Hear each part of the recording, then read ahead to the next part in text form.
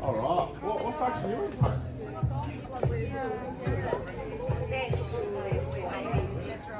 That's a penalty.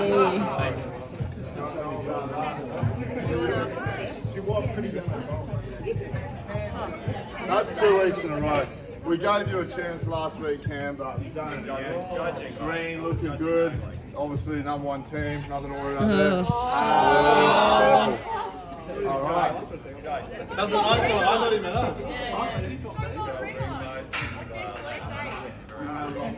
Those are Cat's glasses.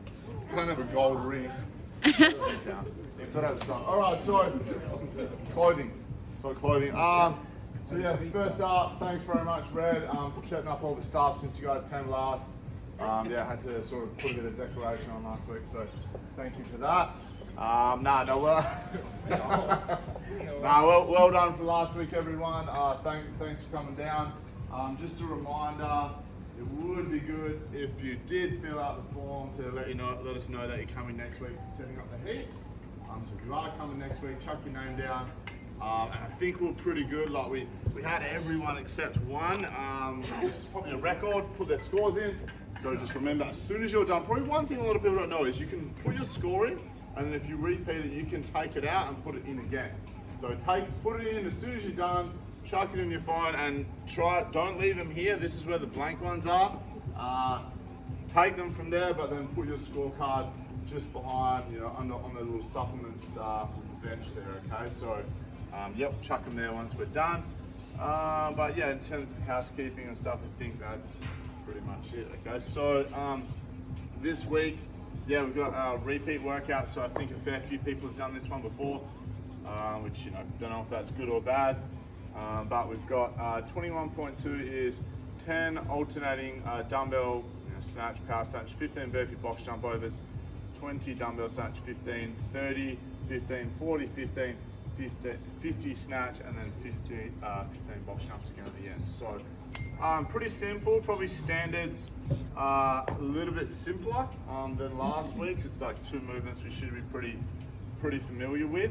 One thing to consider with this one is like last week wasn't probably as taxing, but especially if you're going the prescribed weight and this isn't a weight you'd normally do, or sometimes you do the fitness track with that sort of hang version we do often instead of to the ground. Just be a little bit weary of your back, and it might be like a one and done type scenario.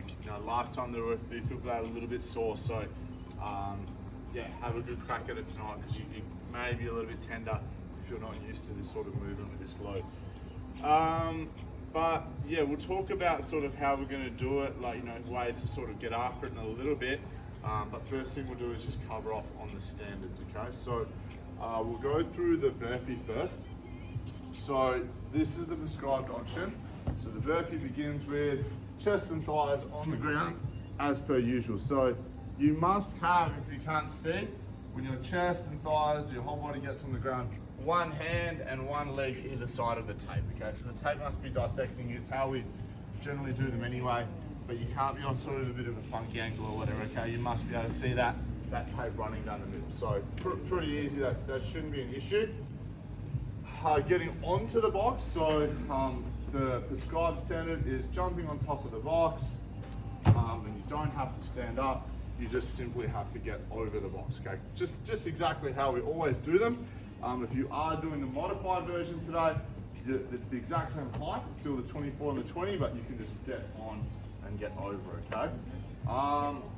Get over, obviously we just get back on the other side, then you turn around, go down, do it again, okay? So really, really simple. Are there any questions in terms of the standards for that one? Easy. Okay, dumbbell should probably go on, right? There's 2 there. You can step down to push up and step up to push up, correct? Yeah, you can, yeah. You can get up and down however you like, as long as you get down on the ground, and then jump onto the box. And when you jump in, do your feet have to still be on either side of the line, or does it matter? I don't know if but that would be super hard to do. I wouldn't recommend, doing that. I haven't actually seen that one. That could be a bit of a funky one. Don't think it matters.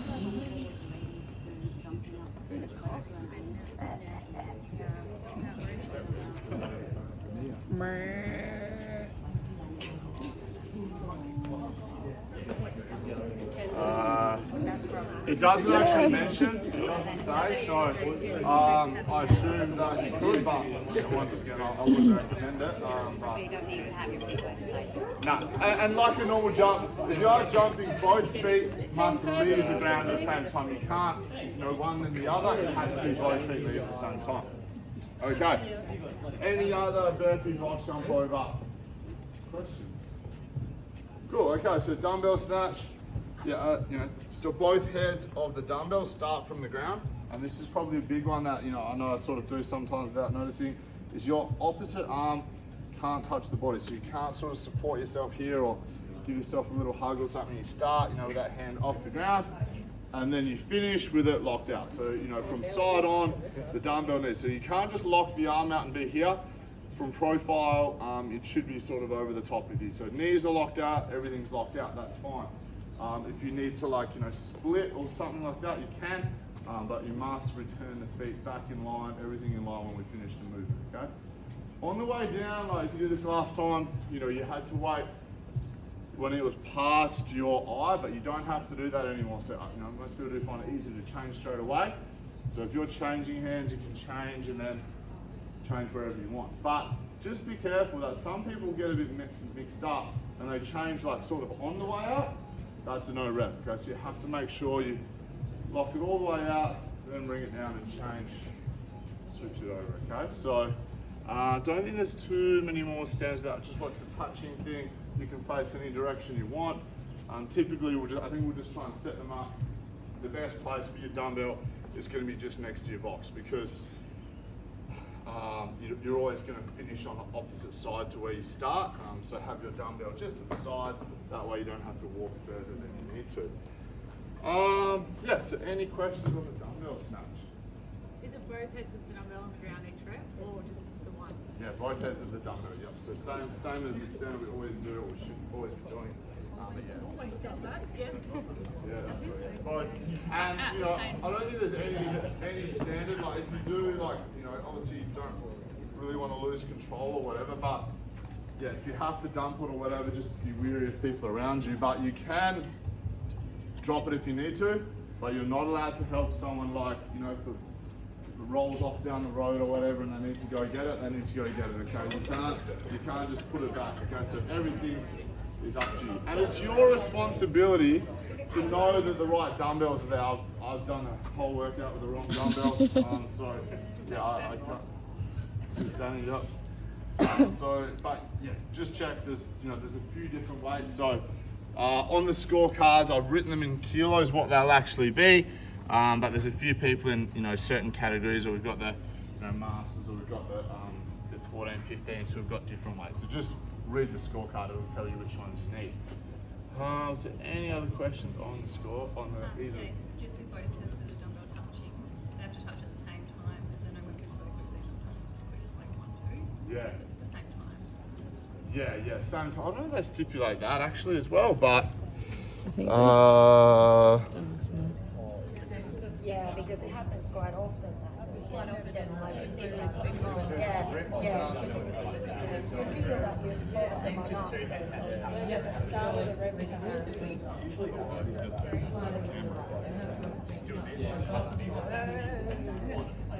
No, that's doesn't actually say.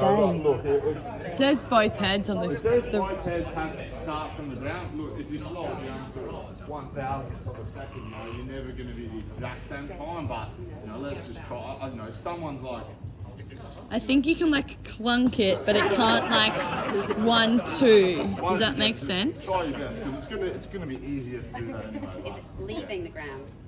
Yeah. So I think you can kind of dirt as long as it settles there, but you can't roll it off and then pull it off one. Yeah.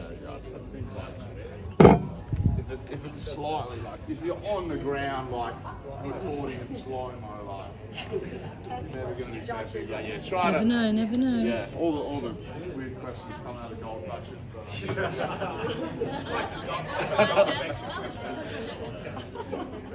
Nah, it's good to have questions. Alright, so any other questions on standards? Okay, so we'll talk about doing this one a little bit. So first up, if the dumbbell is challenging for you, like it's, you know, the workout is obviously determined by that, or that's probably the major factor. So don't go too crazy. It is tempting early on with like 10 and 20 to go nuts, but if it is going to get heavy for you, break early, break often, and choose to break. Don't get forced to break because it's too heavy. You know, that way you sort of keep fresh. Your technique will be working the best it possibly can. And obviously, hopefully keeping, you know, still a 20-minute workout for the majority of people. So, you know, you want to make sure you keep on that and you keep moving. You don't sort of burn yourself out. However, if you're looking to sort of, you know, get close to finishing this one, and, you know, getting it done, or, you know, getting it done in, you know, whatever time, it's realistically that the dumbbell should be something you're going unbroken with, or pretty close to, and it becomes a burpee workout really. So even though you cannot go unbroken with a dumbbell though, it doesn't mean you should, because if you hanging on and going unbroken with a dumbbell is going to affect your burpees, because yeah, realistically, if you're okay with that way, this is a burpee box jump over workout, then you should slow that down. It doesn't take long to just, you know, rest for a few seconds, sort of, you know, get your breath and then go again. But if your burpees, 15 burpees, if they get super slow, that's where you're going to lose all your time. So, yeah, if you're like, oh damn, that dumbbell's going to be heavy for me, then doing that well is going to be your focus, and sort of keep moving on the box. But you know, if you know you can handle that dumbbell pretty well, just monitor that fatigue level and make sure you stay switched on and keep moving on that burpee. Yeah, you know, I think like we sort of, you know, practice that touch and go a little bit, we sort of encourage it, but I really think even if like 2 or 3 is what you can do, like try to touch and go, because, you know, you get that stretch reflex, sort of bounce off the ground, you know, it is a little bit easier, but it's really hard to breathe. It's going to load up your back. It's going to be a lot more fatigue, you know, put it down, and then, you know, go on the other side. If you can at least just get a couple, you know, you get that little bounce and stuff, and it's a little bit easier. But once again, you know, don't burn yourself out or wreck yourself in chasing that. Okay, you've got to keep steady on those dumbbells if they are difficult for you. So in terms of the burpee, like every time we have these, or we do bar facing burpees, we pretty much cover this exact sequence. And if you don't follow it, you know, it's worth getting out the back and actually practicing this, because it is a lot more efficient. Look, if you never ever stop on burpees ever, and you find them so easy, then maybe you could bounce through them. But you know, not even the guys, you know, getting 10 minutes on the open that were still doing this for the majority of their reps. So yeah, it's the most efficient, along with you know, speediest way. So at the bottom, we want to jump it out, chest and thighs on the ground. Use that jump so you're not loading yourself up. Then you want to push up with your hands, step one in, step the other in. So you step one, you know, both feet in. With a bar, we might stagger, but here you want to be pretty close. Then we jump on top of that box. No point standing up, you know, that no point, you stay down there. Get over this twist, turn so you're facing the box, and just ready to go back down again, okay? So try and use that box as, you know, and you might, you know, change your side. You're going to it, stay low, get over this. Don't bother standing all the way up. And yeah, the one that just, you can see just killing people, loads up your hips and back, just jumping in, like, with your feet really close, or jumping in unnecessarily. Use that step in and just stay steady on that burpee, okay? So, yeah, that's sort of the way to go with those ones, unless you really have played around with these a lot, and you know there's another way you've got that works better. I think that's pretty much it. Are there any other questions on things, or? Cool, right, so we've got a little warm up. Like, there's a few things, like it's such a long workout, you know, and you know, you are testing your range of motion with that dumbbell snatch. So it's worth running through this, but we've got 2 minutes row, 2 minutes bike, 2 minutes ski, just nice and easy, get some blood flow, get moving a little bit. Then we're sort of just getting those hamstrings moving. So we're gonna have 10 of these lying sort of hamstrings. So keep your thigh pointing up, and then just straighten that leg, give it a nice little stretch. We'll get 10 of those per side, 10 each one to push up, that's pretty easy. Then 3 rounds, 10 banded good mornings, so chucking a band around the shoulders, 10 there. 10 mountain climber, just dropping your elbow down, so step it up, stretch through the hips, drop your elbow down. You want to open up your hips when we land on that box. So just working through 10 there, and then 10 meter single arm overhead carry. So you can walk up, change it up, just pull our ribs down, just loosen up that receiving position for our dumbbell. Then you can get through 10 box jumps, just sort of like practice jumping on that box, and then just like hanging out, like sort of stretching. Make that position nice and loose so you're not wasting energy when you get there. Step down and then go the other direction. Loosen that up, and then get 3 rounds, 30-second row, 3 dumbbell snatch, 3 just normal burpees with a 1 minute rest, getting a little bit quicker every time. But hit those pretty hard so your heart rate really gets up there.